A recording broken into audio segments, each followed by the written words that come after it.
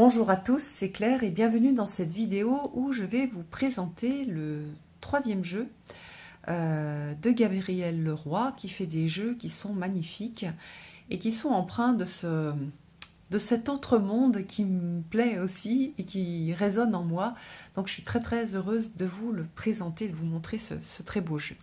Alors il arrive dans une grosse boîte, super jolie, avec du doré dessus. Hop! Alors, je vous montre la boîte. Vous allez voir que dans le jeu, on a des cartes et des runes, des pierres, 7. Donc, c'est un jeu qui va pouvoir, un oracle avec lequel on va travailler et avec des cartes et des images et avec des symboles sur des pierres. On a un gros livre parce que la structure est a été assez travaillée, donc il y a pas mal de choses. D'ailleurs, c'est un petit peu compliqué au début quand on reçoit le jeu pour comprendre la structure et comment l'utiliser. Mais moi, je vais vous montrer une façon simple. En tout cas, je vais vous conseiller de commencer simple. Et puis, donc, les cartes arrivent dans un joli sac.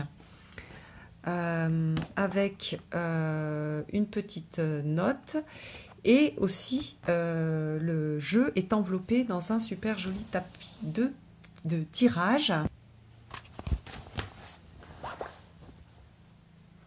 que voici. Voilà, qui est un grand tapis de tirage avec du velours noir et puis des jolies illustrations. Vous voyez, il y a des illustrations dans le coin. Avec le personnage, enfin les personnages de l'histoire qui est associé à ce jeu.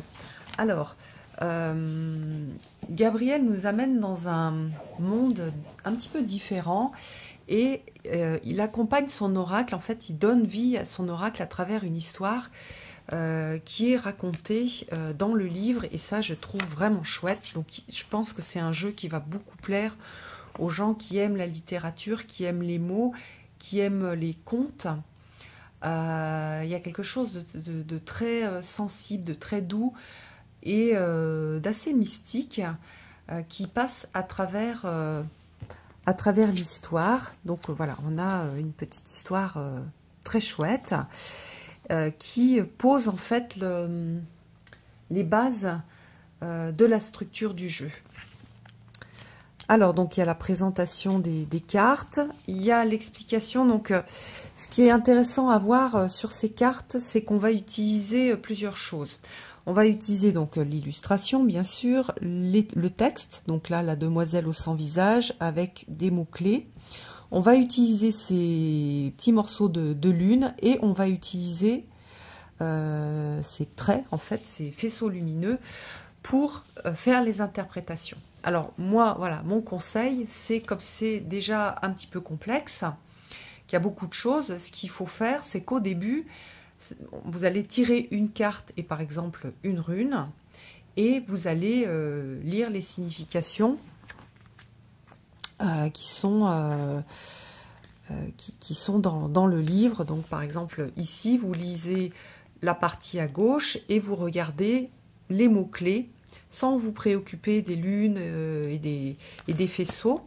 Donc vous regardez les mots-clés, vous regardez ce que ça signifie et voir si ça résonne et quel type de message vous pouvez avoir à partir de ce tirage d'une carte ou de plusieurs cartes, mais sans tenir compte des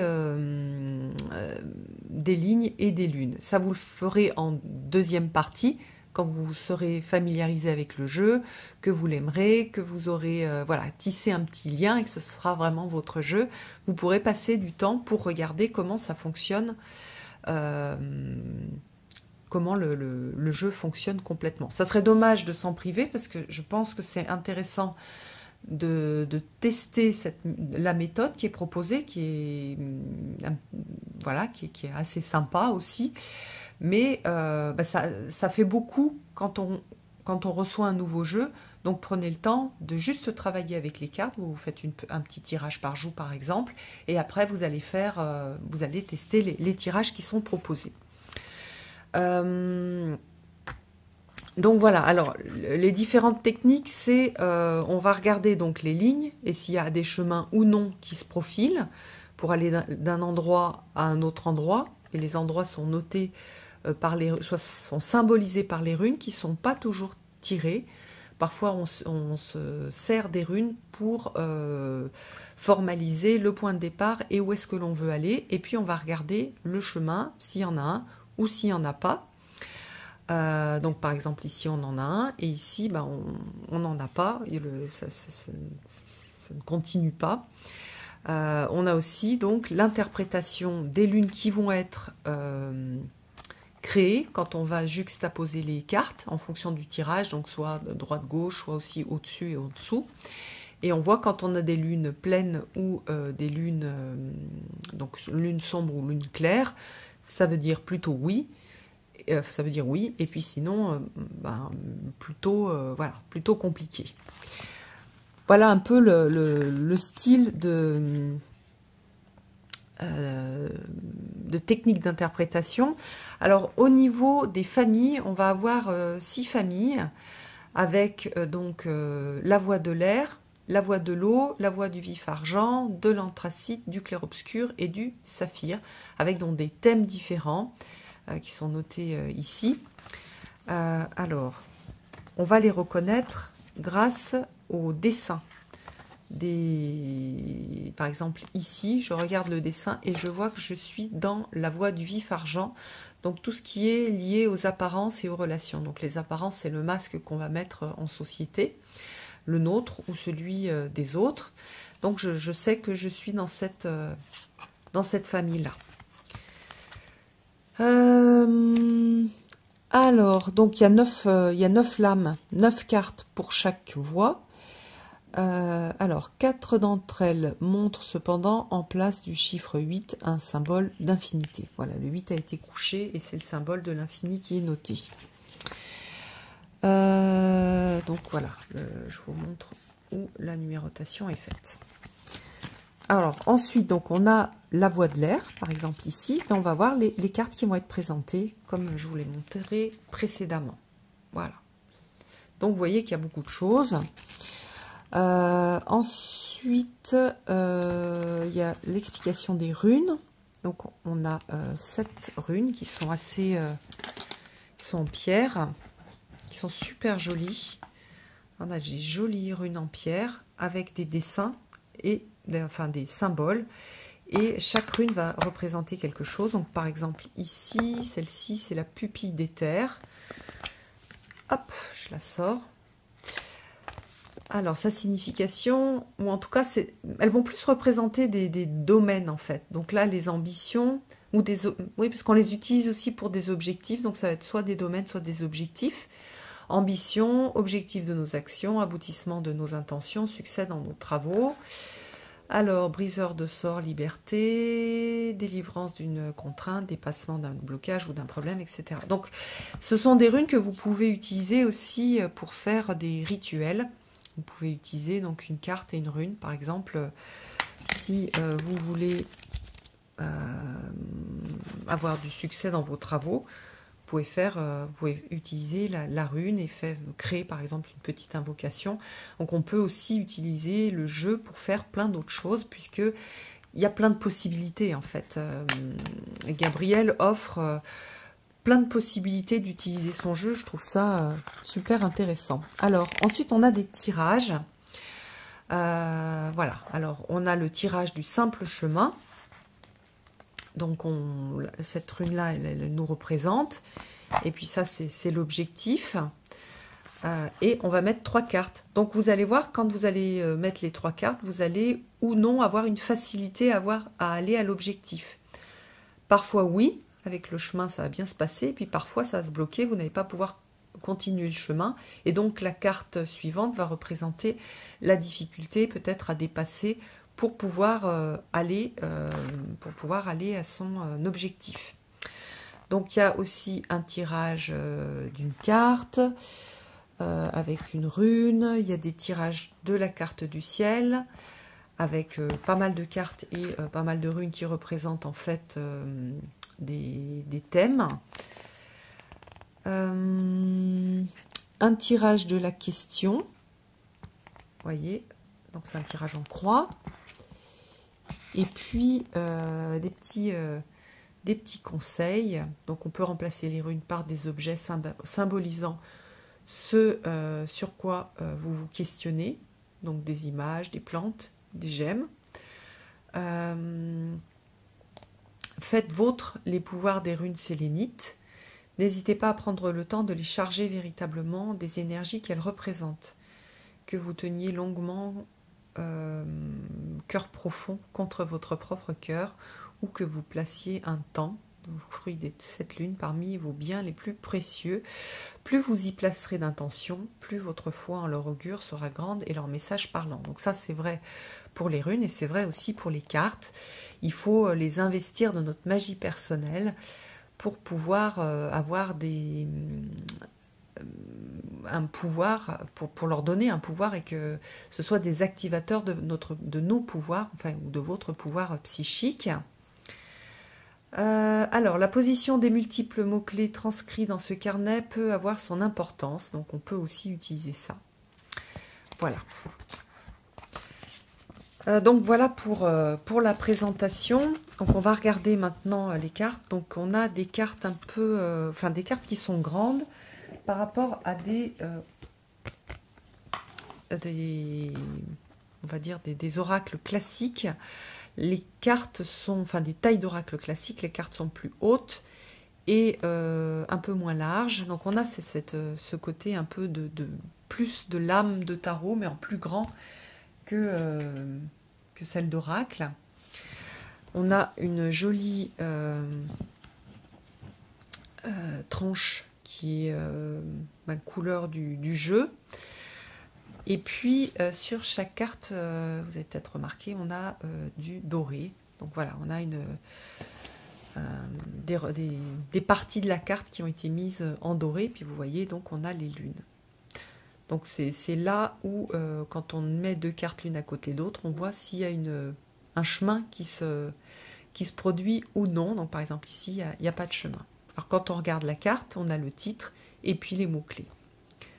Voilà, donc on a toujours ces personnages un petit peu étranges qui font féerique, je trouve. Il y a un côté féerique dans le sens monde de la féerie, dans le sens autre monde, mais il y a aussi un côté un peu la lémurie, voilà, des choses, sont des personnages étranges. On a aussi, alors ça j'adore, on a plein d'animaux, donc j'aime beaucoup, dont des chimères, donc des animaux qui ont été construits à partir de plusieurs animaux, plusieurs parties d'animaux. Voilà, la conjonction des lunes avec accord, opportunité, union. L'heure célébrée. Dans ce jeu-là, on a moins de différences de couleurs. Dans le jeu précédent que je vous avais montré, il y a pas mal de cartes avec une palette de couleurs beaucoup plus différentes, enfin les unes des autres, voilà, plus large, une palette de couleurs plus large. Ici, on reste dans cette couleur de sélénite qui correspond à l'histoire et à l'énergie du jeu. Donc voilà ici une chimère. Voilà, l'antre des énigmes. Magnifique cette carte. Je crois que c'est peut-être ma carte préférée. Donc on a cette idée, en fait, je trouve, avec aussi les couleurs, de passer derrière un voile, enfin de regarder derrière un voile et de ne pas être complètement peut-être dans ce monde-là.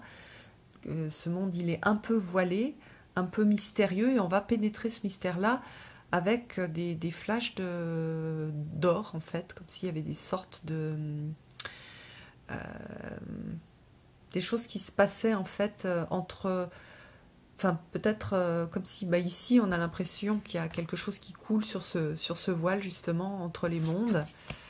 Voilà, donc soit un éclair, soit quelque chose un flash qui se trouve, voilà, des choses qui sont mises en valeur avec ce doré.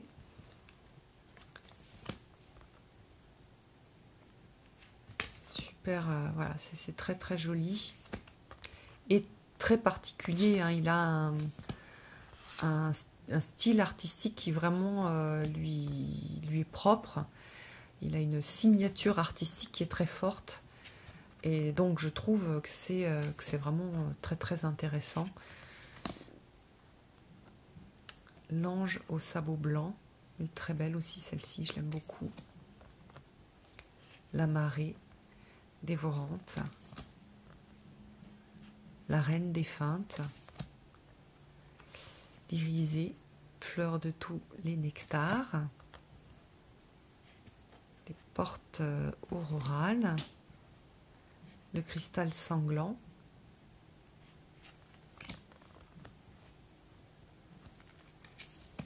J'essaye de vous faire briller un petit peu les cartes.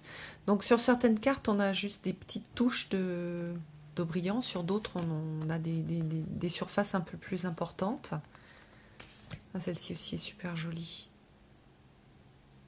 L'infini échymose de l'esprit. Celle-ci aussi est très belle. Celle qui souveraine sait.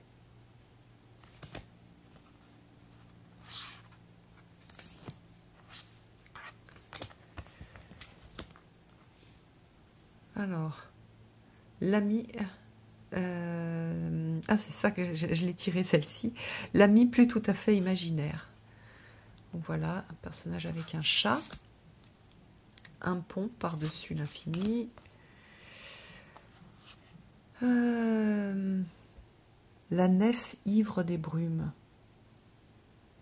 Ça fait un petit peu penser à la barque aussi d'Avalon.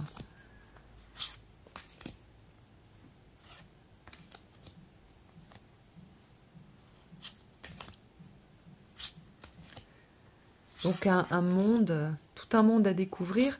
D'ailleurs, on est plus sur un monde aqueux aussi. Je trouve qu'il fait très... il a un côté... les gens qui travaillent avec ces archétypes, enfin, ou avec l'Atlantide, les mondes souterrains, je pense que ça vous... Enfin, les mondes souterrains, sous-marins plutôt. Je pense que c'est un... Voilà, c'est un jeu qui devrait beaucoup vous plaire. Regardez comme elle est belle, celle-ci. Donc voilà, on a ce côté très aqueux, très... et une partie aussi qui est intéressante, parce qu'il est assez froid, même malgré les touches de doré. Il y a quand même quelque chose de froid dans le jeu, et donc qui est propice aussi au travail de l'inconscient. Ça pourrait être aussi une image de l'inconscient, donc il peut... même s'il est pas mal divinatoire, hein, puisque Gabriel Leroy travaille beaucoup en divinatoire, c'est aussi un jeu qui peut être utilisé et par les thèmes qui sont notés. Hein, je ne me rappelle plus, mais il y a des thèmes voilà, sur le secret, ça peut être des thèmes de développement personnel aussi, et des thèmes de travail de l'ombre, qui sont bien représentés à travers ces côtés sombres. On pénètre un peu dans l'inconscient, dans les mystères de l'inconscient. Donc ça aussi, je trouve que c'est intéressant. Et puis dans les tirages, il y a aussi cette idée de comment est-ce que je fais pour aller d'un endroit à un autre, et quels sont les obstacles que je vais avoir à franchir. Donc pas forcément en le faisant 100% divinatoire, en disant bah non, là je vais pas pouvoir passer, mais en disant je vais devoir dépasser ça si je veux passer. Voilà, c'est un peu un esprit un tout petit peu différent du 100% divinatoire, où on pense que tout est écrit, qu'il faut avoir pour pouvoir utiliser ce côté des obstacles qui sont à dépasser et qui peuvent quand même peuvent permettre de passer, ou on peut aussi faire des tirages avec des voix différentes. Voilà, donc il y a plein de choses qui peuvent être adaptées en fonction de votre façon de tirer les cartes. Si vous voulez plus faire du divinatoire, si donc dans votre idée tout est déjà écrit, ou si vous voulez avoir un mélange, c'est-à-dire il y a des choses, il y a des voix un peu, des grandes voix qui sont plus... dans lesquelles on s'engouffre, qui sont plus faciles entre guillemets, et qui vont nous amener à quelque chose, voilà, à un gros rocher où ça va être difficile de passer, mais avec des possibilités soit de grimper sur le rocher, soit de faire le tour, etc. Soit carrément se dire, bah voilà, je compare telle ou telle voie et avoir une idée de la facilité ou non de ces voies. Voilà, la grande voie qui est devant moi ou le petit chemin, finalement celle qui a l'air la plus facile. Au départ, c'est peut-être pas la plus facile et c'est le petit chemin qui va permettre de m'amener à la destination vers laquelle je souhaite aller. Voilà. Donc voilà, j'ai oublié de vous montrer, je ne sais plus si je voulais montrer la petite note du passeur qui est aussi intéressante. Alors je n'ai pas beaucoup, j'ai pas beaucoup travaillé avec pour l'instant, donc vous le verrez peut-être passer plus tard sur Instagram quand je ferai des plus grands tirages. Là pour l'instant, je me suis plus imprégnée de l'esprit, j'ai plus cherché à voir comment est-ce que moi j'allais l'adapter à ma pratique. Voilà, donc si vous avez ce jeu, si vous avez commencé à travailler avec, ça serait super intéressant d'avoir vos ressentis. Et si vous ne l'avez pas, c'est intéressant aussi d'avoir vos ressentis dessous pour voir comment est-ce que vous voyez utiliser ce type de jeu. Voilà, je vous embrasse tous, à bientôt.